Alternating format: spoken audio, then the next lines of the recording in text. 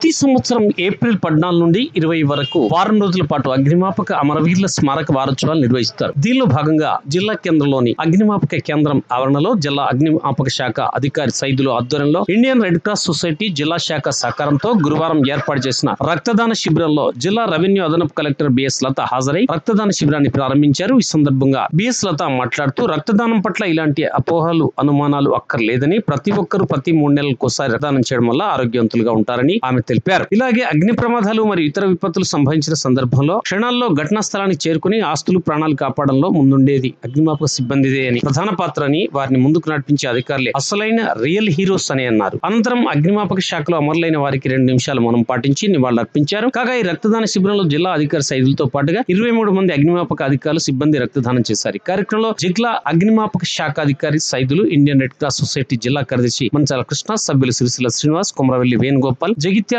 ధర్మపురి అగ్నిమాపక కేంద్రం అధికారులు కృష్ణకాంత్, శ్రీకాంత్, సంబంధిత శాఖ ఉద్యోగులు, సిబ్బంది, blood bank medical officer doctor Rani, సిబ్బంది తదితరులు పాల్గొన్నారు.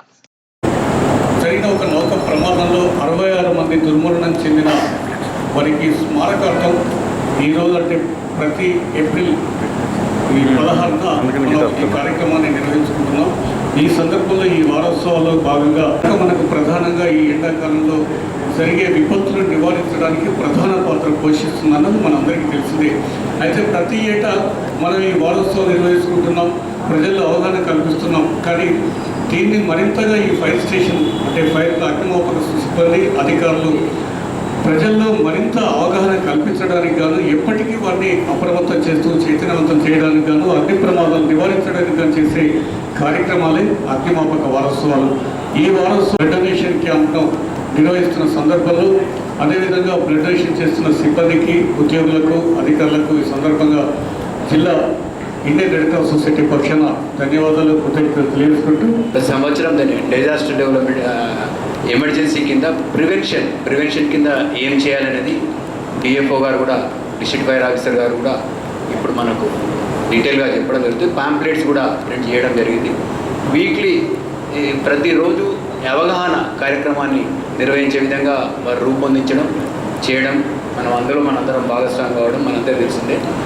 అంతా కూడా ఇప్పుడు పోలీస్ మెమోరియల్ వీక్ అప్పుడు కూడా పోలీస్ శాఖ సిబ్బంది, పోలీస్ 1 వీక్ 10 డేస్ కార్యక్రమాలు ఉంటాయి. అందులో ఇది కూడా ఫైర్ ఈ బ్లడ్ డొనేషన్స్ ఫ్రీగా ఇవ్వడం జరుగుతుంది.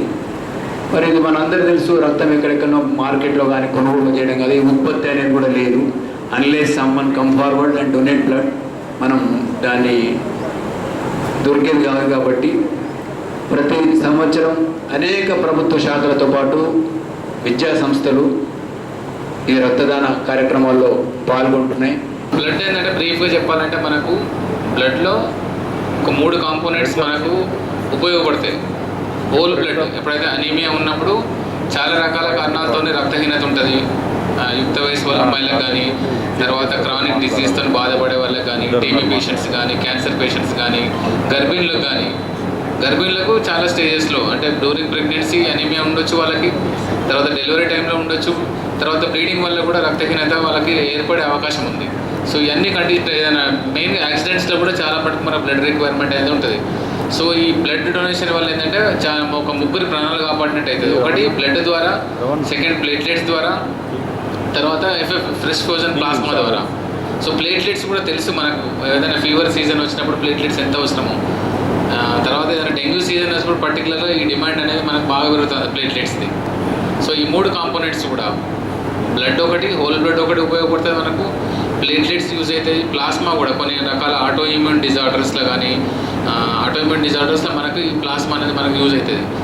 ఎక్కడ ఏ హాస్పిటల్లో ప్రాబ్లం ఉన్నా, ఇక్కడ గవర్నమెంట్లో ఉన్న ప్రాబ్లం, ప్రైవేట్లో ఉన్నా కూడా డెఫినెట్గా మనకు ఆ రేర్ బ్లడ్ గ్రూప్ అనేది అవసరం ఉంటుంది. ఒకసారి టెన్షన్, ఎందుకంటే ఆ రేర్ గ్రూప్ వాళ్ళకి ఏమైనా అవుతుందా అనే ఒక భయం. మేడం కొంచెం డెలివరీ కేసు వచ్చిందంటే సార్ నెగిటివ్ గ్రూప్ అంటే సార్ మన సిబ్బంది భయపడే పరిస్థితి ఉంది. సో అందరు కూడా బ్లడ్ గ్రూప్ అనేది తెలుసుకోవాలి, వాళ్ళ ఐడి కార్డులా ఒక మెయింటైన్ చేసి డెఫినెట్గా బ్లడ్ గ్రూప్ అనేది రాసుకోవాలి. నెగిటివ్ బ్లడ్ గ్రూప్ అనే ఒకటి డైరెక్ట్ మా సైడ్ నుంచి మేము ప్రయత్నం చేస్తాం మేడం. షిప్ ప్రమాదానికి గురి అయ్యి అందులో 66 మంది అగ్నిమాపక సిబ్బంది అసులు బాసినారు. వారి స్మారకార్థమే ఈ అగ్నిమాపక వారోత్సవాల ముఖ్య ఉద్దేశం. అంతేకాకుండా ఈ అగ్నిమాపక వారోత్సవాలు ప్రజల్లో చైతన్యం తీసుకురావడం, అగ్ని ప్రమాదాల పట్ల అవగాహన కల్పించడం అనేది ఈ అగ్నిమాపక వారోత్సవాల ముఖ్య ఉద్దేశంగా నిర్వహించడం జరుగుతుంది. అదే కాకుండా ఈరోజు ఈ వారోత్సవాల ముఖ్య ఉద్దేశంలో బ్లడ్ డొనేషన్ కార్యక్రమం అనేది కూడా ఇంత పెద్దగా చేపట్టడం అనేది చాలా సంతోషకరమైన విషయం. అంతేకాకుండా అగ్ని మనకు ఎన్నో విధాలుగా ఉపయోగపడుతుందన్నమాట నిజమే, కానీ దాన్ని ఉపయోగించడంలో మనం ఏమాత్రం నిర్లక్ష్యం చేసినా అది అతిపెద్ద ప్రమాదానికి దారితీస్తుంది. అంతేకాకుండా ప్రాణ నష్టం, ఆస్తి నష్టం సంభవిస్తుంది. కాబట్టి అగ్ని చిన్నగా ఉన్నప్పుడే దాన్ని ఆర్పడానికి ప్రయత్నం చేయాలి. అందుకే ప్రజల లోపల ప్రతి అగ్ని ప్రమాదాల పట్ల మేము దాని లోపల మేము అవేర్నెస్ కల్పించడం జరుగుతుంది. అందరికీ నమస్కారాలు. యాక్చువల్గా 1944 ఏప్రిల్ 14 నాడు ముంబై డాక్యార్డ్లో ఒక ప్రమాదం జరిగింది. ప్రమాదం జరిగినప్పుడు సుమారు అగ్నిమాపక సిబ్బందికి అక్కడ ఏముందో తెలియదు. వాళ్ళు ఏం చేశారంటే అవేర్నెస్ లేక అందరూ లోపలికి వెళ్ళారు. లోపలికి వెళ్ళడం వల్ల ఏమైందంటే అక్కడ ఓన్లీ కాటన్ ఉందనుకున్నారు, కానీ అక్కడ ప్రేరుడు పదార్థాలు ఉన్నాయి. అది తెలియక వాళ్ళు లోపలికి ఎంట్రీ అయ్యారు. ఎంట్రీ అయినాక అకస్మాత్తుగా ఒక ఫైర్ అయింది, పెద్ద ఫైర్ అయ్యి ఆ బ్లాస్ట్ కావడం వల్ల సుమారు 71 మంది చనిపోయారు. చనిపోవడం వల్ల ఆ రోజు నుంచి నేషనల్ ఫైర్ సర్వీస్ వీక్ అని మేము ఏప్రిల్ 14 నుంచి చేసుకుంటున్నాము. ఆ సందర్భంగా ఈ 1 వీక్ ఈ ఫైర్ సేఫ్టీ వీక్ ఉంటుంది, ఏప్రిల్ 14 నుంచి 20 వరకు. ఏప్రిల్ 14 నుంచి 20 వరకు డైలీ ఒక ప్రోగ్రామ్స్ ఉంటాయి మేడం. రోజు డైలీ నిన్నైతే బస్ స్టాండ్లో చేస్తాం మేడం. ఈరోజు హాస్పిటల్లో, సినిమా హాల్లో, మల్టీప్లెక్స్లో, డిఫరెంట్ ప్రెమిసెస్లో, పెట్రోల్ బంకులలో ఇవన్నీ చేస్తాం మేడం. ఇవన్నీ ప్రోగ్రామ్స్ ఉంటాయి మేడం వీక్లీ. కానీ ఏదైనా ఫైర్ వస్తే మా వాళ్ళు యాక్చువల్గా ఏదైనా సంఘటన జరిగితే మిగతా వాళ్ళందరూ సంఘటన అయిపోయినాకి వెళ్తారు మేడం. కానీ మేము మాత్రం మా ఫైర్ సర్వీస్ మాత్రం ఎప్పుడైతే ప్రమాదం ఉండదో అప్పుడే మేము ఫైర్ సర్వీస్కి వెళ్తాం మేడం. అది మాత్రం మా వాళ్ళు చాలా ధైర్యంగా ఉంటారు మేడం. ఇలా యాక్చువల్గా ఏ డిపార్ట్మెంట్ అయినా ఫైర్ అయిపోయినాకి వెళ్తారు, ఏ సంఘటన అయిపోయినాకి వెళ్తారు. మా వాళ్ళు మాత్రం అగ్ని ప్రమాదం జరిగినప్పుడు మాత్రం అక్కడికి వెళ్ళి ధైర్యంగా ఎదుర్కొంటారు మేడం. మొన్న రీసెంట్లీ ఏ ఫైర్ అయినా సరే తొందరగా అలర్ట్ అవుతారు. మరి ఎక్కువ టైం కూడా ఉంటుంది మేడం. మాకు మీకు తెలిసే ఉంటుంది. యాక్చువల్ 2 నిమిషాలు బండి అలా బయటికి వెళ్ళాలి మేడం. బయటికి వెళ్ళేసి అలర్ట్గా కాల్కి వెళ్ళాల్సి ఉంటుంది. ఫైర్ కాల్ వస్తే అక్కడ ఎక్కడ తింటున్నా సరే అక్కడ అన్నీ వదిలేసి ఎక్కడెక్కడ వదిలేసి ఫైర్ కాల్కి వెళ్తారు మేడం. ఎక్కువ సమయం మా శాఖ సిబ్బంది మొత్తం ఫైర్ సర్వీస్ మొత్తం కూడా ఎక్కువ 24 అవర్స్ డ్యూటీ మేడం. 24 అవర్స్ ఆఫ్లు ఉంటారు మేడం. సుమారు 185 డేస్ ఇక్కడే ఉంటారు మేడం. ఆ లీవ్స్లో వెళ్ళిపోగా ఎప్పుడు పనిచేస్తుంటారు.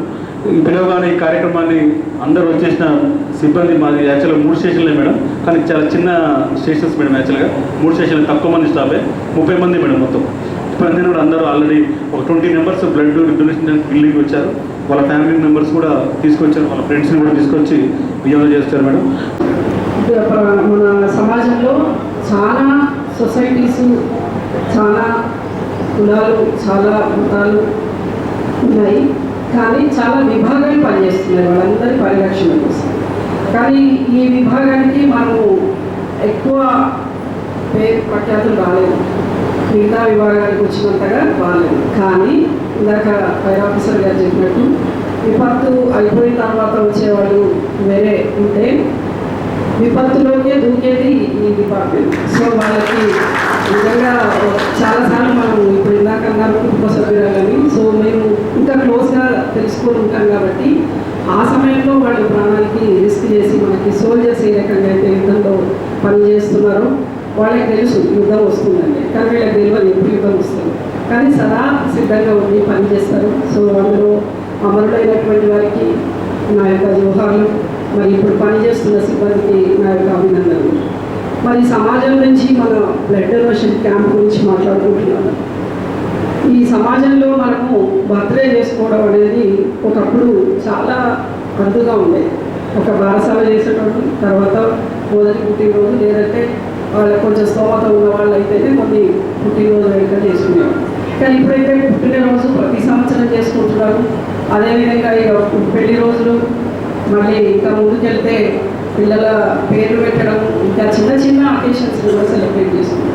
కానీ ఆ సెలబ్రేషన్స్లో మనం ఈ బ్లడ్ డొనేషన్ అనేది ఒక ముఖ్య భూమిక లాగా పెడితే బాగుంటుందేమో అని నేను అనుకుంటున్నాను. అది ఇంకా బాగా సమాజంలోకి వెళ్ళాలి. అంటే ఒక పాప పుట్టినప్పుడు వాళ్ళ పేరు మీద చెట్టు పెట్టడం, అట్లాగే ఆ పాప పేరు మీద తల్లిదండ్రులు డొనేషన్ ఇవ్వడం. సరే తల్లి ఆ టైంలో ప్రసవం అయి ఉంటే వాళ్ళు ఇవ్వలేదు కానీ అట్లీస్ట్ తండ్రి, లేదంటే వాళ్ళ తాతలు ఎక్కువగా ఉంటే వాళ్ళు కూడా ఇవ్వచ్చు. కాబట్టి ఇట్లాంటివి మనం ఇంకా లోతుగా తీసుకెళ్ళాలి. అదేవిధంగా కమ్యూనిటీస్లో ఏదైనా మనం ఆలోచించి మన సమాజాన్ని, మన జిల్లాని, మన రాష్ట్రాన్ని, మన దేశాన్ని కూడా ముందుకు తీసుకుపోవాలి.